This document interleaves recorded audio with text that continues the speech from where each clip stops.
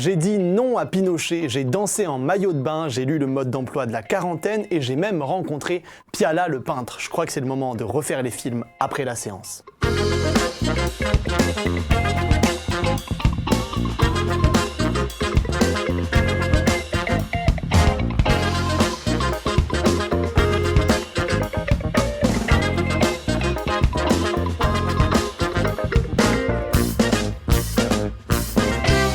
Bonjour chers internautes, merci d'avoir cliqué sur ce lien et de venir partager avec nous 26 minutes de pur moment de cinéma. Aujourd'hui à mes côtés, comme d'habitude, l'indéboulonnable Jean-Victor. Bonjour. Salut Mehdi.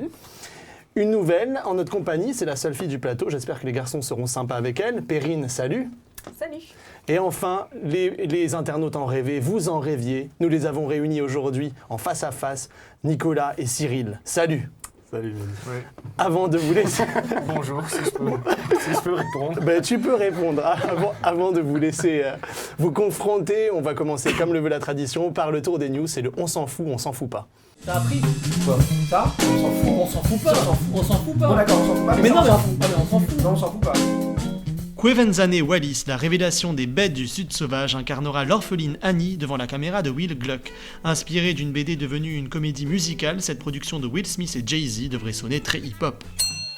Attendu pour Noël 2014, on espère juste que cette nouvelle version de la comédie musicale portera plus bonheur à la petite Kwevenzane qu'à Eileen Quinn, dont la carrière n'a jamais décollé après le Annie de 1981 signé du légendaire John Huston. Marion Cotillard a dit oui à 2 jours, 1 nuit, le prochain film des frères Dardenne dont le tournage est prévu cet été en Belgique. Elle campera une jeune femme devant convaincre ses collègues de boulot de refuser leur prime pour garder son emploi. Tant que le duo belge ne demande pas à Marion de mourir à la fin du 2e jour, tout devrait bien se passer, la Cotillard ayant déjà prouvé qu'elle pouvait être une bonne actrice en étant correctement dirigée. Kristen Stewart vient de décrocher le Razzie de la pire actrice pour ses rôles dans Blanche-Neige contre le chasseur et Bella dans le dernier épisode de Twilight. Sale période pour Kristen, qui est apparue en béquille sur le tapis rouge des Oscars et qui en plus vient d'être élue actrice la moins sexy d'Hollywood par un site anglais. On lui souhaite des jours meilleurs. Christian Bale gravira bientôt des sommets dans Everest de l'Islandais Balthazar Kormákur. Pour l'occasion, le réalisateur mettra en lumière une ascension de 96 au cours de laquelle 8 alpinistes ont péri. La question qui se pose est, Christian Bale croisa-t-il sur le toit du monde Tom Hardy, lui aussi engagé dans un projet de Doug Liman, également intitulé Everest. Il est temps d'enfiler vos gants et de monter sur le ring critique. Spring Breakers, No et 40 ans mode d'emploi sont les 3 films du mois. Enlevez vos écharpes, vos gants, enfin tout ce qui vous tient chaud, c'est l'heure de faire la teuf, de danser au bord de la piscine. En gros, c'est le programme qu'Harmonie Corinne propose à Selena Gomez et toutes ses amies dans Spring Breakers. Alors, Perrine, mon petit doigt, je sais pas pourquoi, mais me dit que ça t'a donné des envies de teuf monumentales. Oui, carrément, Spring Breakers, bitches, quoi, y a pas de souci. Tu dis oui, elles sont parties, voilà, c'est 4 jeunes filles qui partent faire un spring break et donc un peu se trouver d'une certaine façon, aller en vacances, mais en même temps elle a une espèce de quête personnelle et qui vont plonger de plus en plus dans une espèce de noirceur et après chacune va plus ou moins aller jusqu'où elle est capable d'aller d'une certaine façon. Et la vraie intelligence du film, au-delà de sa façon de filmer, au-delà de l'histoire en elle-même et des actrices qui sont très bonnes, c'est de d'avoir pris ces 4 filles, et notamment 3 filles qui sont habituellement dédiées à un public adolescent, hein, notamment de chez Disney, et de les avoir finalement fait grandir, passer de l'adolescence, faire passer leur crise d'adolescence d'une certaine façon à travers ce film. Donc c'est un peu la grande réussite de Spring Breakers. Je pense qu'elles seront déboussolées, hein, les adolescentes qui vont voir le film pour Selena Gomez Made in Disney. C'est pas tout à fait le public en fait. Je crois qu'il l'avait d'ailleurs précisé, Harmonie Corinne, lors de la première au Rex. C'est que, voilà, je sais pas à quoi vous vous attendez, a-t-il dit, mais vous risquez d'être surprise. Voilà. Donc c'est pas vraiment un film pour les enfants. C'est intéressant la déconstruction qu'il fait du mythe Disney. Après, moi, je suis pas tout à fait d'accord. Bon, j'ai aimé le film aussi, quoi, mais je suis pas tout à fait d'accord quand tu dis que les actrices jouent bien. Moi, je trouve qu'il y a aucune écriture de personnage. Et que finalement, elle vogue un peu dans ce film qui est composé un peu artistiquement, comme ça, un peu à la Malik, avec des voix off, tu sais, très prenantes. Mais je trouve que chaque fois qu'elles ont un texte à dire ou qu'elles doivent exister dans le cadre, elles sont assez mauvaises quand on se rend compte qu'elles n'ont pas beaucoup de métier, quoi. En fait, il y a plein de trucs super intéressants dans ce film, je crois. Moi, c'est dans la construction que je le trouve intéressant, c'est dans les contrastes qu'il utilise. Donc déjà, le contraste de prendre des films Disney pour faire un truc assez trash, quelque part. La construction aussi en contraste entre la lumière du jour et la nuit. D'ailleurs, on voit, il y a quelque chose, c'est d'ailleurs le gros défaut du film pour moi, c'est toutes les parties qui se passent en plein jour. On a l'impression de voir un gros clip MTV et rien d'autre, alors que toutes les parties de nuit sont magnifiques, il y a une photo qui est sublime, etc. Donc le film est très intéressant là-dessus. C'est un bon film, moi aussi j'aime beaucoup. Après, pour moi, il y a un vrai problème de racolage dans ce film, c'est-à-dire que Harmony Korine, il peut pas s'empêcher de filmer les culs de ses gonzesses dans un couloir, alors qu'il n'a aucune raison. C'est pas désagréable pour toi, c'est peut-être désagréable pour d'autres personnes, si tu veux. Donc il y a un vrai problème là-dessus. À mon avis, il fait ça aussi parce qu'il dénonce un système MTV. Je sais pas si vous vous souvenez, dans les années 90, il y avait les MTV Party Beach Party. Et Pool Party. Ouais, où tu voyais des gens et des femmes s'y connaître, danser autour d'une piscine comme ça, et des mecs danser, bodybuilder. Et finalement, il dénonce cette culture du vide. C'est ça qui est intéressant, c'est qu'il utilise l'esthétique en fait à fond, tout ce qui est Spring Break avec des couleurs complètement explosées, etc., pour faire exploser ça de l'intérieur. Et d'autant plus qu'il y a un espèce de paradoxe, c'est qu'à la fois c'est quand même un film donc, qui va à fond dans le délire cul, machin, etc. Et en même temps, moi je trouve que là où Harmony Korine n'est pas si con que ça, c'est qu'il y a une espèce de tendresse pour ces personnages qui jugent jamais. C'est-à-dire que c'est 4 anges déchus qui vivent une descente aux enfers, mais lui, il est toujours un peu en retrait et il a de la tendresse pour leur quête existentielle, quoi. Il les condamne jamais, il porte jamais de jugement à ce qu'elles font. Merci Jean-Victor. J'ajoute juste que James Franco est assez démentiel, notamment dans une scène où il reprend Britney Spears, le palmarès. Nous sommes en 1988 au Chili et Pinochet, face à la pression internationale, est forcé d'accepter un référendum sur sa propre présidence. Alors il y a l'équipe du oui, il y a aussi l'équipe du non. Nico, as-tu voté oui ou non pour ce nouveau Pablo Larraín ? Alors moi je vote oui pour le Pablo Larraín parce que je trouve que c'est un film qui est quand même très intéressant. Il conclut une trilogie sur l'histoire du Chili qui est assez fascinante. Déjà son précédent film Santiago 73 Post-Mortem qui était un film très radical, etc. Il y avait beaucoup de choses dedans. C'est vraiment un film qui parle de la politique d'un pays, donc c'est fascinant vu de l'extérieur. Après, c'est un film qui formellement est assez fascinant aussi, parce qu'il utilise des images de caméras vidéo de l'époque. Donc ça fait... il y a un moment où on ne sait plus si les images qu'on voit à l'écran sont celles des reportages qui sont faits ou les images du film. Et donc il y a quelque chose qui se passe qui est, sur la forme, fascinant. Après, il y a aussi... il ne fait pas simplement un film politique, il fait aussi un film sur un homme qui essaye de reconstruire une famille. Donc quelque part, on peut très bien y voir un pays qui essaye de se reconstruire en virant son dictateur, quoi. Donc il y a une relation qui est très belle entre Gaël Garcia Bernal et son fils. Moi j'ai une question aussi pour tout le monde, parce que tu parles de l'image, mais l'image elle est difficile, c'est-à-dire difficile d'entrer dans le film, non ? Au début, après, il faut accepter cette image. Elle reprend en fait toute l'esthétique justement de cette télé à l'époque. Et moi, justement, je trouve que c'est un petit peu un problème, c'est que dès le début, on trouve ça plutôt rigolo, cette image en 4 tiers un petit peu qui bave et tout. Et en fin de compte, le mec justifie toute sa mise en scène par ça, parce qu'après, moi je trouve qu'en termes de découpage, etc., c'est quand même super plat. Et surtout, contrairement à Nicolas, je trouve que j'ai ressenti ça comme si c'était l'illustration d'un petit fait divers. J'ai jamais l'impression que c'est l'illustration d'un fait quand même historique. C'est quand même un pays qui change de bord politique, donc c'est hyper important. Et pendant le film, je trouve qu'on n'a pas du tout la sensation de vivre un truc aussi important que ça. Surtout que le film passe après des choses comme Argo et Zero Dark Thirty, qui exposent des faits dont on connaît aussi l'issue. Or, c'est des films dans lesquels il y a un suspense, et là sur la fin de l'eau, il n'y a aucune tension, quoi. C'est peut-être sa force, justement, de faire la petite histoire dans la grande, non ? J'aurais pas envie de réagir sur la petite histoire dans la grande. Mais réagis sur ce que tu veux, Cyril. On va en parler aussi après. Non, en fait, ce qu'on n'a pas encore dit, et ce que je trouve fondamental dans le film, c'est qu'il y a de l'humour.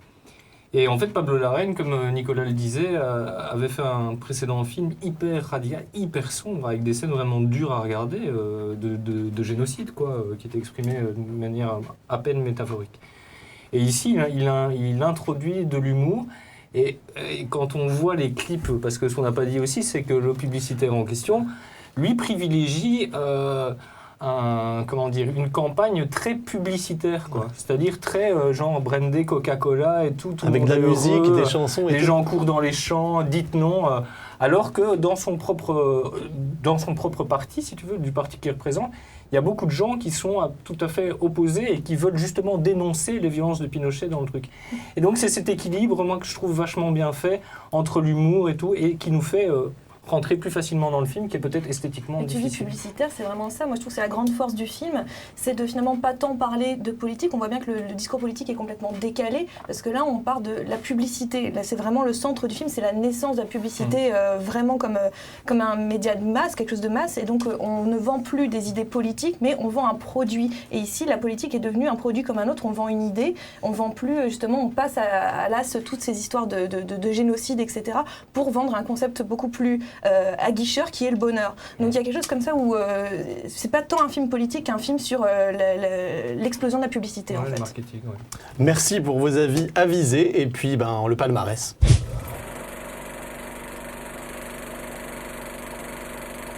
C'est la star des zygomatiques aux États-Unis, Judd Apatow, pour son nouveau film, mais Paul Rudd face à la quarantaine, ses contrariétés, ses emmerdes, la famille, enfin bref.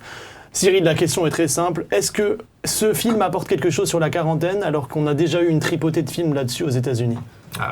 Pour répondre à la question, il apporte une chose, c'est qu'il ne va pas utiliser l'astuce de l'adultère pour parler d'un couple quarantenaire qui vit des difficultés.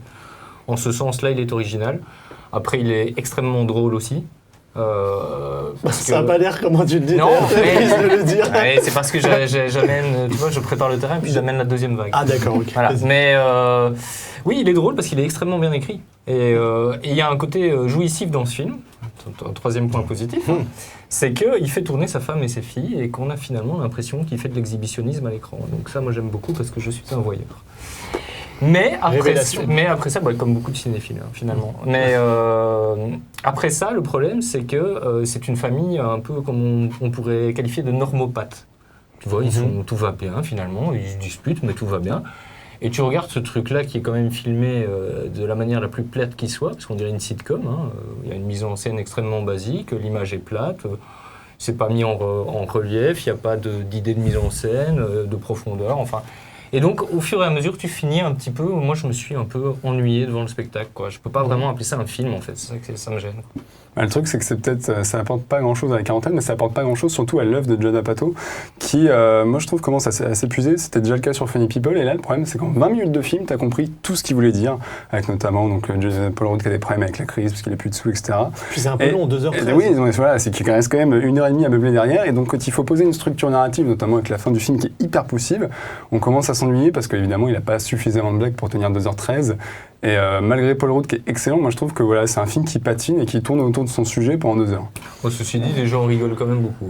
Ah mais non, mais on rigole vraiment énormément et je trouve que justement ça en apporte quelque chose à l'œuvre d'Apatow parce qu'il y a une évolution un petit peu dans son cinéma où il part quand même de gags qui sont plus de situations techniquement et là il est dans un humour qui est vraiment dans l'écriture des textes, dans les dialogues et cet humour il est vraiment de la parole en fait et je trouve que là il l'avait amorcé dans Funny People qui n'était pas si drôle, c'était pas un film vraiment très très drôle mais ici là le film moi j'ai vraiment beaucoup ri et je trouve pas que on s'ennuie du tout parce que c'est pas en 20 minutes on a compris les problématiques du film, les enjeux, il n'y a pas de souci, c'est pas grave, parce que c'est pas ça qui compte en fait. Ce qui compte, c'est cette tranche de vie très très juste sur un couple de la quarantaine, que je trouve qu'il est vraiment intelligent. Nicolas, le couple est un peu ennuyeux, c'est pas je vraiment trouve quand même tous très gentils parce que, ok, il y a une évolution chez Apatow, mais moi je trouve que l'évolution elle va vraiment dans le mauvais sens. C'est un film, je me suis fait chier au bout de 5 minutes. C'est-à-dire que ah oui, quand même. Je trouve qu'il ne se passe rien, que c'est...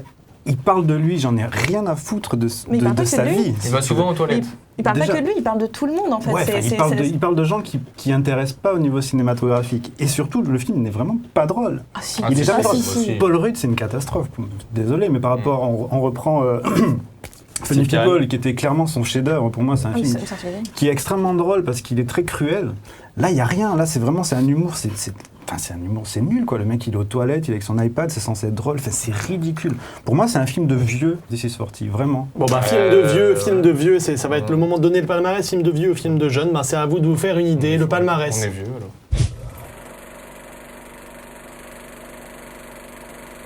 alors. Relâchons la pression et déployons nos ailes pour voler autour du globe Twitter.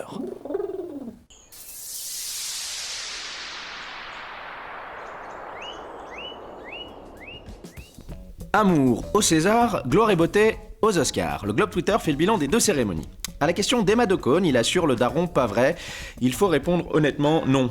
Pas trop. Sa prestation a atteint le même niveau sur Twitter quand on lui demande pourquoi il a laissé tomber le running gag du téléphone pendant le speech d'Emmanuel Rivas. Sa réponse, quart d'heure warolien se voulait spirituelle, elle est surtout d'un mépris absolu. Manu Payet ne s'illustre pas non plus en disant avoir bien rigolé avec Kevin Costner.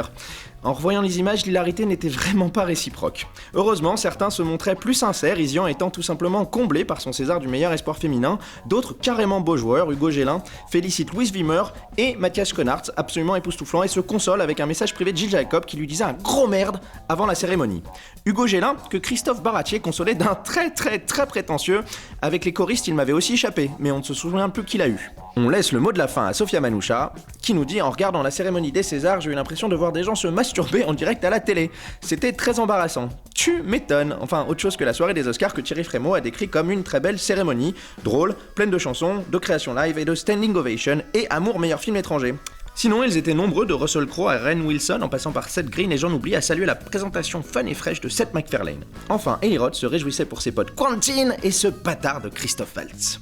Mais la vraie star de la soirée, celle avec qui tout le monde voulait se faire prendre en photo, c'était Quvenzhané Wallis, la petite actrice des Bêtes du Sud sauvages. Enfin, comment ne pas citer le milliardaire excentrique Donald Trump qui a complètement craqué. Il crie d'abord au scandale.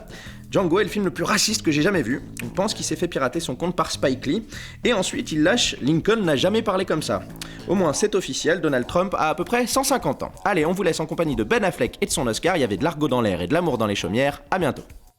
Merci Manu pour ce globe Twitter. Vous connaissiez Maurice Pialat, cinéaste, mais pas peintre, ce n'est pas grave. La Cinémathèque française, grâce au concours de son épouse, lui consacre une formidable exposition. C'est le reportage du mois.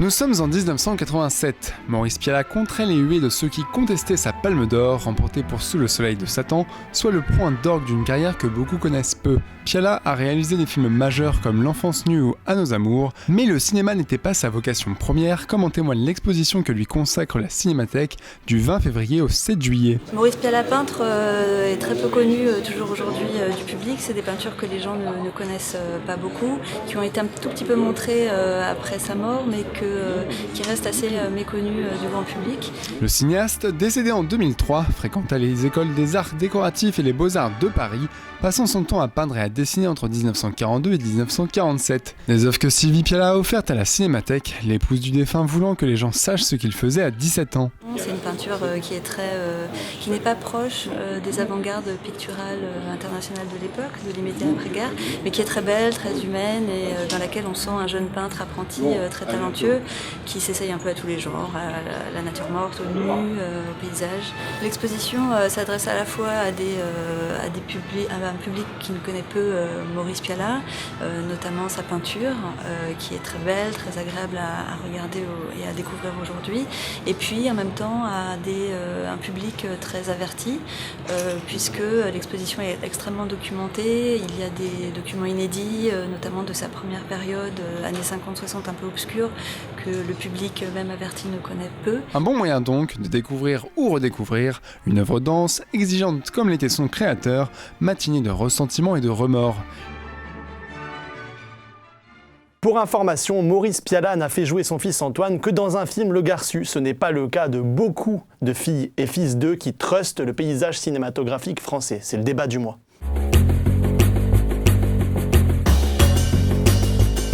Si vous avez regardé les derniers Césars, il ne vous aura pas échappé que parmi les cités, il y avait beaucoup de filles et fils d'eux, Félix Moati, Jacques Audiard, Léa Seydoux et j'en passe. Ce qui nous pousse à nous poser la question suivante, est-ce qu'il y a trop de filles et fils d'eux dans le paysage cinématographique français ? Cyril ? Finalement, je dirais que non, parce que ça me paraît assez logique que les enfants d'acteurs ou de comédiens suivent les pas de leurs parents, et dans tous les métiers, c'est un peu comme ça. Enfin, j'imagine encore dans un métier qui attire encore plus la lumière et l'argent, pourquoi pas.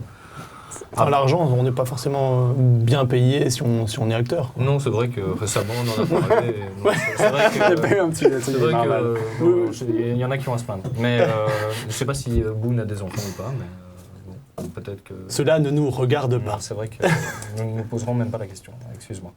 Mais donc voilà, finalement, où est-ce que j'en étais Non, mais tu trouves que finalement, vous trouvez vous aussi que c'est normal et que forcément, parce qu'on est fille et fils d'eux et qu'on a baigné sur des plateaux de cinéma, on est préconçu à s'orienter sur ce sentier-là?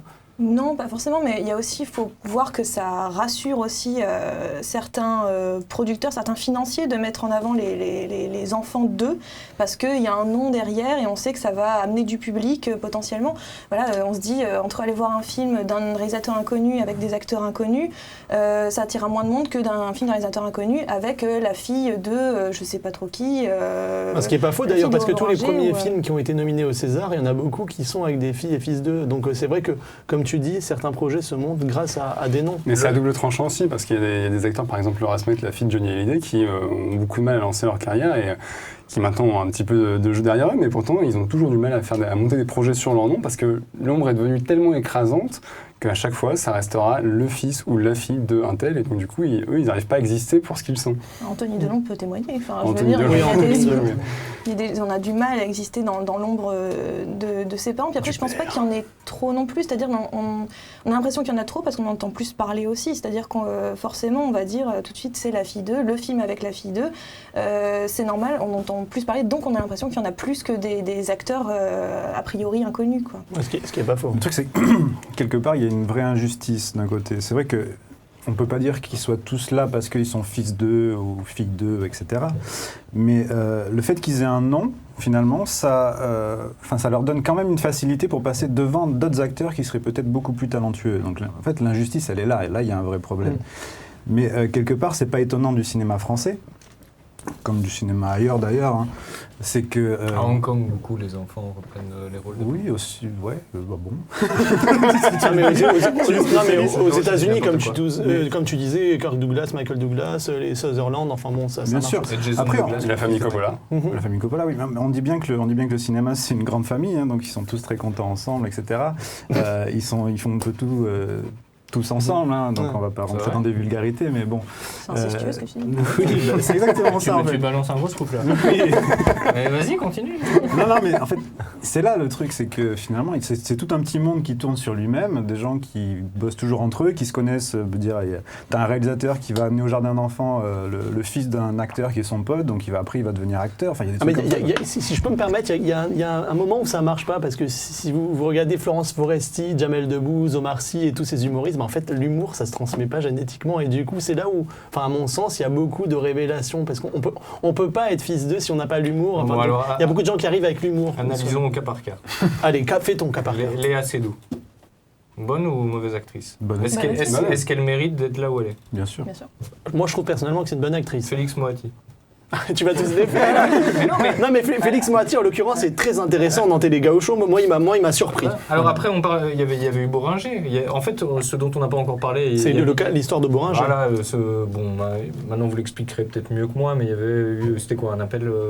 Un appel à scénario. Un appel à scénario, et finalement, on s'était rendu compte qu'après que des centaines de personnes aient présenté un scénario, que le scénario choisi était celui de la nièce Bohringer, je crois, quelque chose comme ça. Bon, alors avec les Bohringer qui étaient décisionnaires, il me semble. Voilà. Donc là, ça peut commencer à devenir pénible. Et ça a été un scandale pas possible sur la toile, parce que tout le monde avait dit, alors il faut s'appeler Bohringer pour que son scénario soit pris. Alors là, les réseaux sociaux, c'était... Mais en même temps, Bohringer, quand elle était au sommet de sa carrière, parce qu'elle a complètement disparu, moi je crois que personne ne lui reprochait d'être la fille de son père, quoi, tu vois. Ouais, je vois. Quand elle était dans le film de Cyril Collard, notamment. Les Nuits Fauves. Les Nuits Fauves, et qu'elle va... Enfin, tu vois... Qui était un très beau film, d'ailleurs. Oui.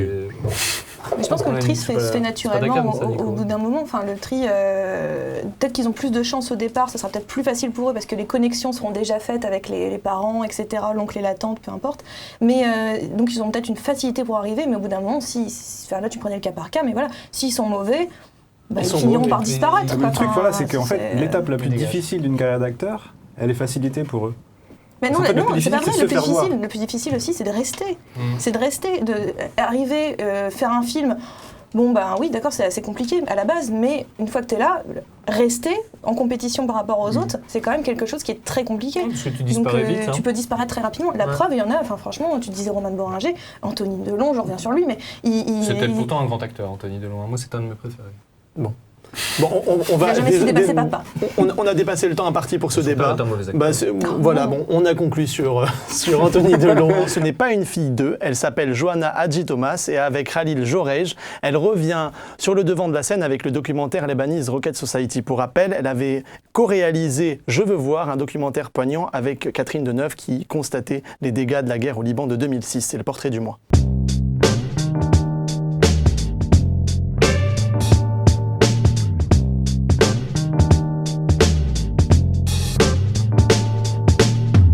Je ne serais pas un seul film, je serais une sorte de condensé de séquences de films qui formeraient comme ce film-là qui est dans ma tête continuellement. Ça peut être une petite scène, une émotion, une séquence, mais un film emblématique ou un réalisateur emblématique, ça ne fonctionne pas comme ça. Je serais Catherine Deneuve. Parce que je pense que c'est une actrice qui a une grande intelligence, une grande sensibilité, et en tant qu'être humain, je la vois comme ça dans ses films, faire des choix intéressants, faire des choix intelligents. Je serais elle. Alors, je serais embrassée par Joaquin Phoenix.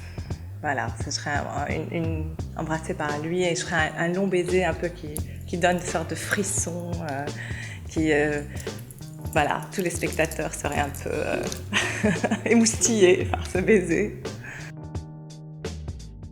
Je serais une baston de film dans un film de John Woo, un truc comme ça qui en même temps, il y a une violence mais il y a un côté aussi un peu burlesque dans la chorégraphie. Pas une baston pas un truc trop cru, un truc où il y a une forme quand même de distance, où tu y crois sans y croire, où c'est une forme aussi de protection de la violence très crue qu'il peut y avoir dans ces films-là.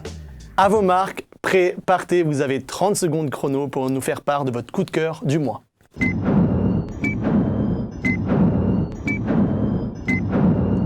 Alors mon coup de cœur du mois, c'est le nouveau film de Direction France qui avait réalisé Blue Valentine et qui s'appelle The Place Beyond the Pines.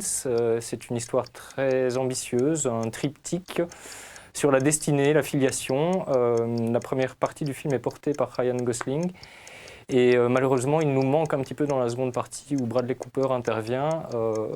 Même si je suis un peu déçu du film, je vous le conseille fortement. Ça sort le 20 mars, allez le voir quand même.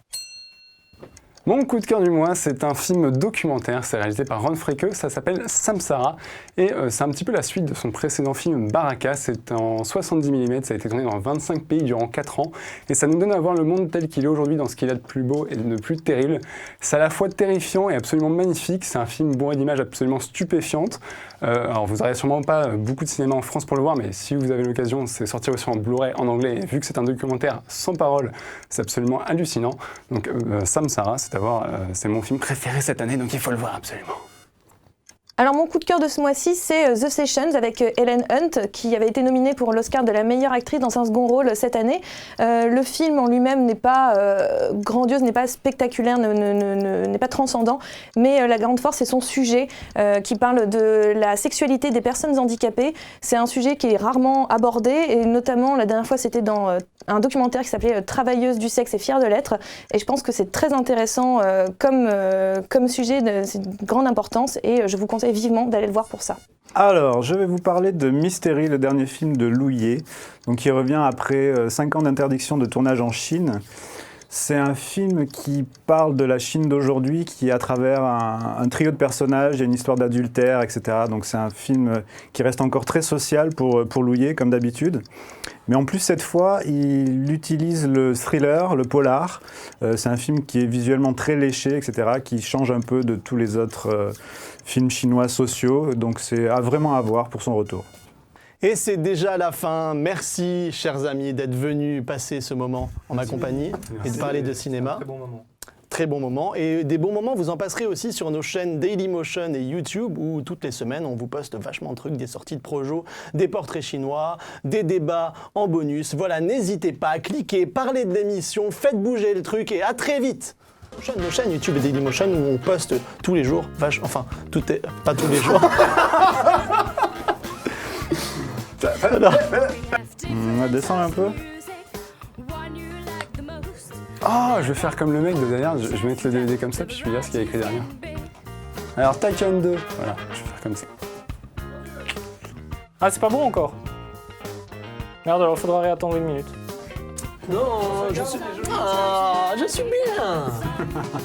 Ouais, Ouais, c'est vrai que c'est taupe. Tu vois? C'est Thomas Alfredson. c'est top. C'est Morse? Non, c'est Thomas Alfredson. Ouais, Morse, c'est Morse. plutôt blanc, quoi, tu vois. C'est blanc, rouge. Ça va, on est bien là ou pas? Il est 20h15, hein, moi je vais partir dans une demi-heure. Si on pouvait un peu accélérer. C'est l'eau No, no, no, no, no, no. J'espère que tu la mets pas en No, no, there's no limit. Tan, tan, tan, tan.